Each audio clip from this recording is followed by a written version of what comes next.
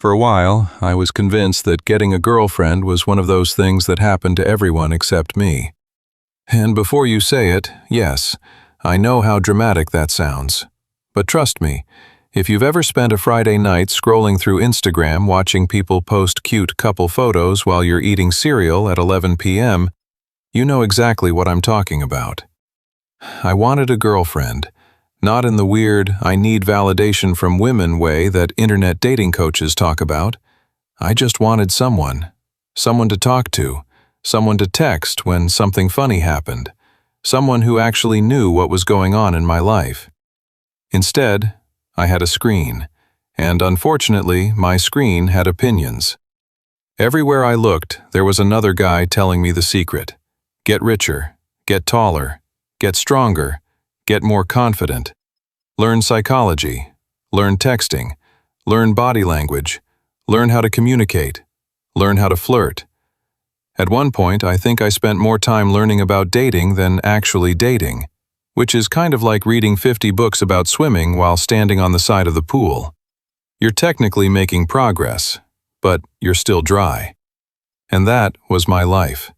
I was preparing, constantly preparing so much that I never actually did anything. Which, looking back, was probably the real problem. Not my looks, not my height, not my haircut. Definitely not my haircut, actually. Some of those were criminal. The real problem was that I had somehow convinced myself that dating was something you prepared for instead of something you participated in. I treated it like an exam. I wanted to study enough that I could eventually pass it with a perfect score. The issue is that human beings don't work like that. You don't become good at conversations by watching conversations. You don't become comfortable around people by reading about people. And you definitely don't get a girlfriend by sitting in your room consuming content about getting a girlfriend. Trust me, I tried. For a long time, my strategy was basically hope. That's not even an exaggeration. I would go to school, go home, watch YouTube, play games, scroll on my phone, and somehow expect my dating life to magically improve. Every once in a while, I'd tell myself that I was waiting for the right opportunity. The right opportunity never showed up. Because opportunities have this annoying habit of requiring you to leave your house. And that's when I started noticing something. Most guys were doing the exact same thing. Everyone was talking about dating. Nobody was actually dating. Everyone had opinions. Everyone had theories. Everyone had explanations. But very few people were putting themselves in situations where they could actually meet somebody. And honestly, I understand why. It's uncomfortable. Walking up to somebody is uncomfortable. Starting a conversation is uncomfortable. Being rejected is uncomfortable. Looking awkward is uncomfortable. There's a reason so many people avoid it. But there's also something interesting about that. The fact that most people avoid it creates an opportunity for the people who don't. Think about it. If almost nobody is willing to start a conversation, then being the person who's willing to say a simple, "Hey, how's it going?" immediately makes you different. Not because you're special, not because you're naturally charismatic, just because you're doing something that most people are too nervous to do. And that's a much smaller hurdle than the internet would have you believe. The internet makes dating feel impossible, like there's some giant invisible competition happening at all times. Like every guy needs to be richer, funnier, taller, more attractive, more successful, more confident than everyone else. But when you actually go outside and pay attention to real couples, you start noticing something. Most of them are just normal people, painfully normal, which is actually pretty reassuring, because if normal people are finding relationships every day, then maybe the problem isn't that dating is impossible. Maybe the problem is that we've made it far more complicated than it needs to be. And look, I'm not saying dating is easy. If it was easy, there wouldn't be thousands of videos, podcasts, books, and entire industries built around teaching people how to do it. But I do think a lot of people are solving the wrong problem. For years, I thought the goal was to get girls to like me. That sounds reasonable, right? But the more I thought about it, the weirder it became. Because how exactly do you make someone like you? You can't. You can improve yourself. You can become more confident. You can learn how to communicate better. You can take care of yourself. But at the end of the day, whether somebody likes you is still their decision. And that's actually good news, because it means you can stop trying to control things you were never supposed to control in the first place. Instead of asking, "How do I get girls to like me?" a better question is, "How do I become the type of person who's comfortable meeting new people?" That shift changed everything for me, because suddenly the goal wasn't getting a girlfriend. The goal was becoming more social. And becoming more social is something you can actually work on. You can practice conversations, you can join activities, you can meet people, you can put yourself in environments where interaction happens naturally. Those are things you control. The result? Not always. And that's okay. One thing nobody tells you is that relationships are usually a side effect. They're rarely the direct outcome of obsession. The people who are constantly chasing a relationship often struggle the most. Not because they're bad people, not because they're unattractive, but because every interaction carries way too much pressure. If every conversation feels like it has to lead somewhere, you're going to overthink everything. Every text, every smile, every awkward pause, every tiny detail becomes evidence that things are either going perfectly or completely falling apart. That's exhausting. For you and for the other person. The healthiest relationships I've seen usually started much simpler than that. Two people met. They talked. They enjoyed talking. Then they talked again. And eventually they realized they wanted to keep talking. That's it. No master plan. No secret strategy. No complicated psychological warfare. Just two people gradually enjoying each other's company. Which sounds incredibly obvious. Yet somehow it's something a lot of us forget. Probably because the internet rewards complexity. Simple advice isn't exciting. Go outside, meet people, and talk to them consistently doesn't get as many clicks as the secret female psychology trick nobody talks about. One of those sounds boring. The other sounds like hidden knowledge. The problem is that boring advice is often the advice that actually works. I know. I hate that too. I wanted some revolutionary secret. I wanted a shortcut. I wanted somebody to hand me a checklist and say, "Do these 5 things and you'll never be lonely again." Unfortunately, life doesn't work like that. People don't work like that.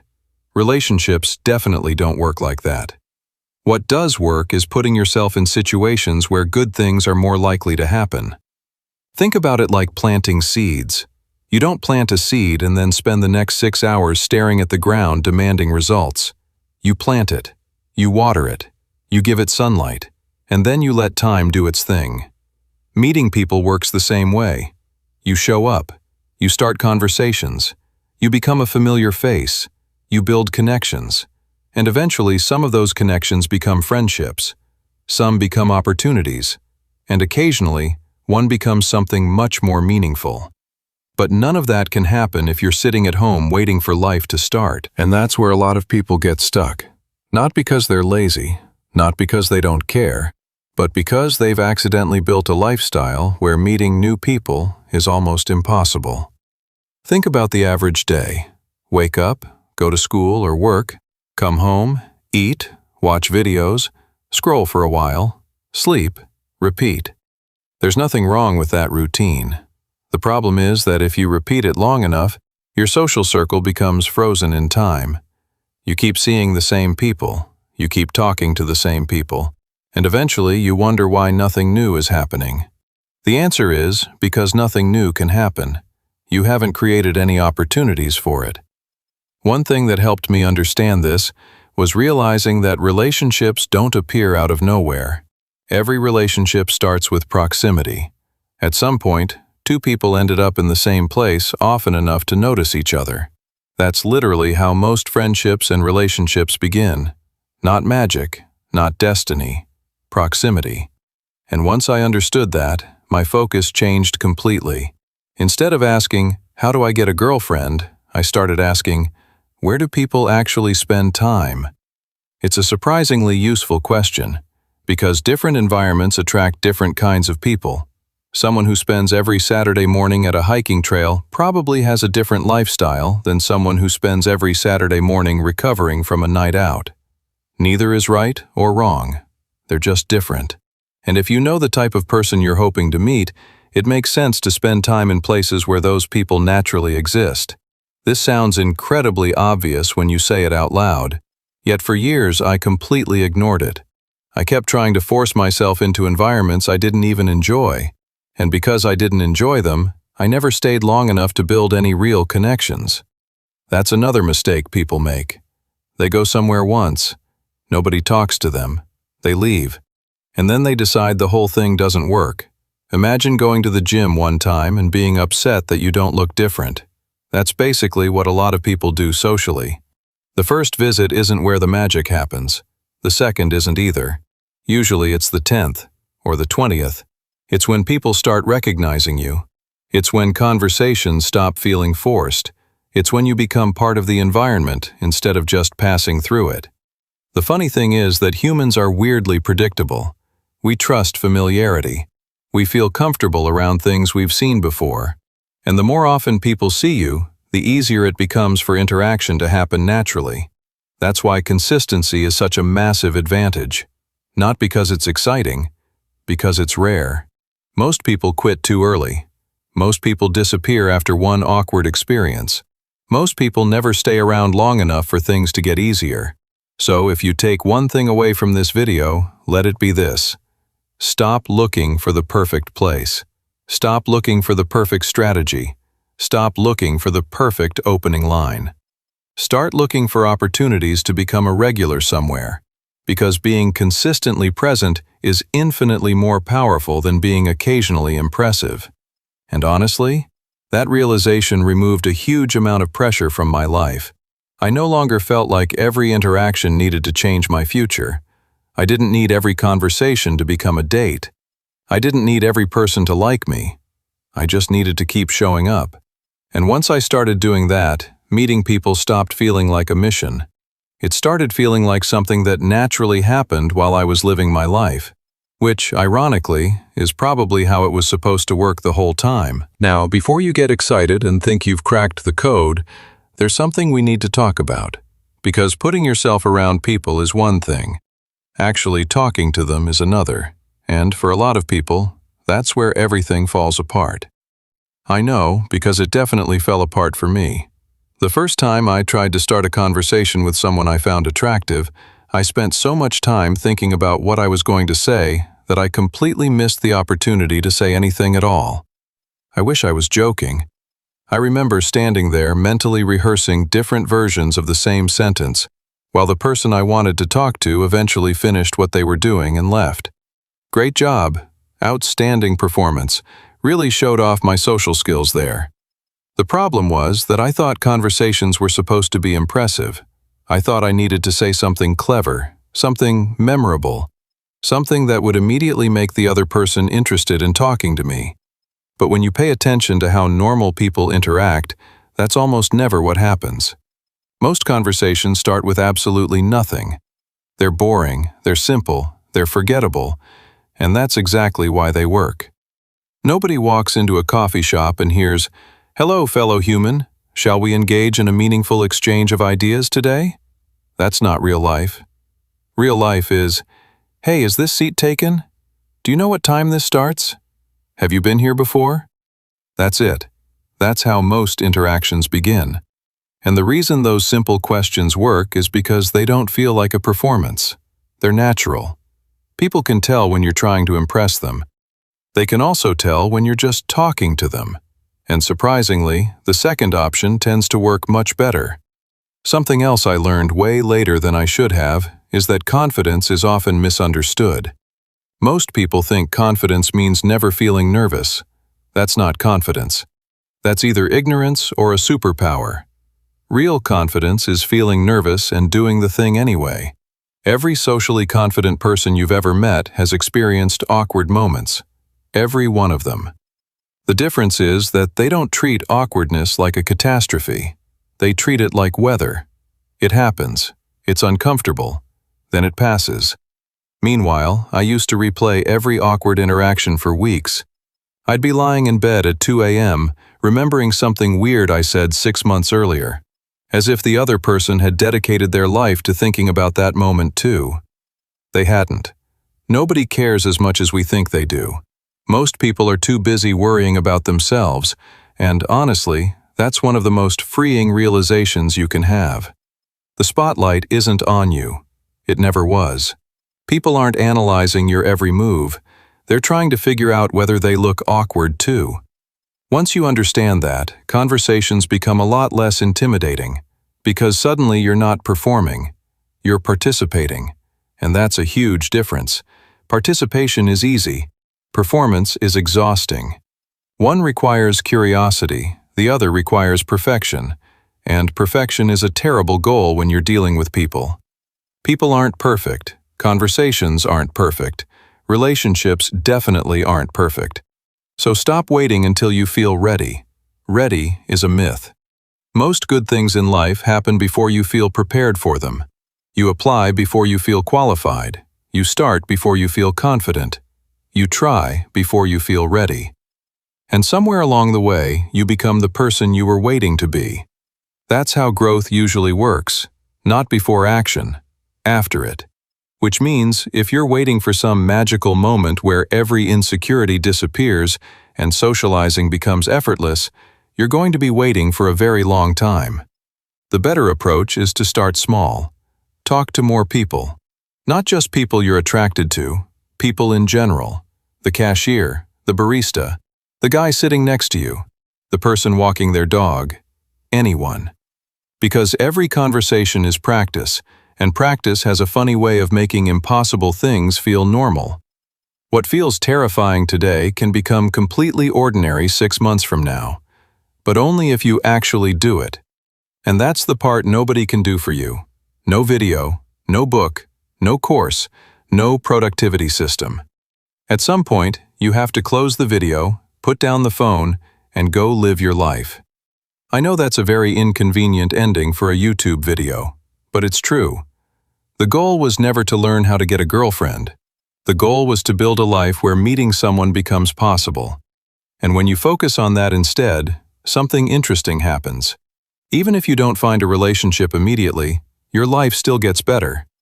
You make friends, you gain confidence, you collect experiences, you become more interesting, you stop feeling trapped. And eventually, when the right person does come along, you're actually in a position to connect with them. Not because you mastered some secret technique, not because you found a hidden shortcut, but because you became someone who was participating in the world instead of watching it from a distance. And honestly, that's probably the biggest difference of all. Because if there's one thing I've learned from watching people obsess over dating, it's that most of them aren't actually looking for a girlfriend. They're looking for certainty. They want guarantees. They want to know that if they improve themselves for 6 months, they'll get a relationship. If they go to the gym, they'll get a relationship. If they become more confident, they'll get a relationship. If they follow all the advice correctly, they'll get a relationship. And I understand why. Life is a lot less scary when you think effort automatically leads to results. Unfortunately, people aren't math equations. You can do everything right and still have things not work out. You can meet someone amazing and discover that you're not compatible. You can go on a great date and never hear from them again. You can have feelings for someone who doesn't feel the same way. That's part of being human. Nobody gets to skip that part. Not the attractive people, not the confident people, not the people who seem like they have everything figured out. Everyone experiences disappointment eventually. The difference is how they respond to it. For the longest time, I treated rejection like evidence. Evidence that I wasn't good enough. Evidence that something was wrong with me. Evidence that I should stop trying. Looking back, that mindset made absolutely no sense. Imagine applying for one job and deciding you'll never work again because they didn't hire you. Imagine going to the gym once, not seeing results, and deciding muscles aren't real. It sounds ridiculous. Yet that's basically how a lot of people approach dating. One bad experience becomes a permanent conclusion. One awkward interaction becomes proof that they're socially incapable. One rejection becomes a reason to stop putting themselves out there. And every time they do that, the fear gets stronger. Because avoidance always feels good in the short term. That's why people do it. The moment you avoid something uncomfortable, you feel relief. The problem is that relief comes with a price. The next time you face the same situation, it feels even scarier. And then, even scarier after that. Until eventually, you're avoiding things that shouldn't feel intimidating at all. I know this because I've done it. Most people have. But the opposite is true too. Every time you do something uncomfortable, it becomes slightly less uncomfortable. Not overnight, not dramatically, just a little, and then a little more. And eventually, you realize that the thing which used to terrify you barely affects you anymore. That's how confidence is built. Not through motivation, not through affirmations, through evidence. You prove to yourself that you can handle situations. Then your brain slowly stops treating them like threats.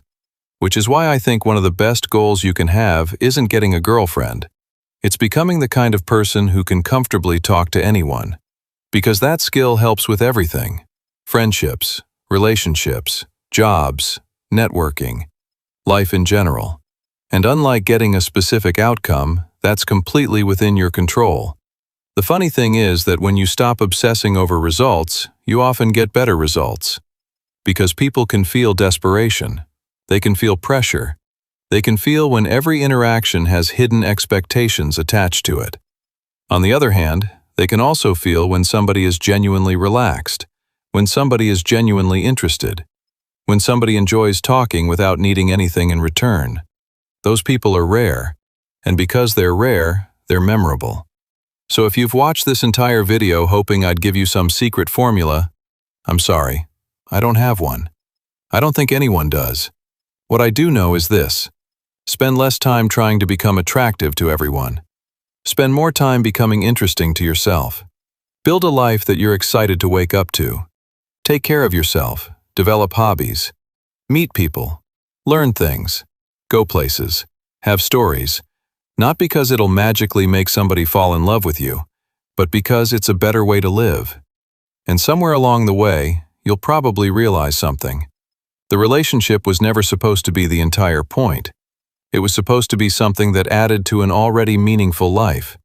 And once you understand that, dating becomes a lot less confusing. Because you're no longer chasing someone to complete your life. You're inviting someone into a life that you're already building. And that's a much healthier place to start. So if you're feeling stuck right now, if you feel behind, if you think everyone else has figured this out except you, I promise you're not alone. A lot more people feel that way than you'd think. Take a breath. Get off your phone for a bit. Go outside. Talk to people. Be awkward. Be imperfect. Embarrass yourself occasionally. That's part of the process. And who knows, the conversation you're nervous about having today might end up changing your life. But you'll never find out if you don't start it. Good luck.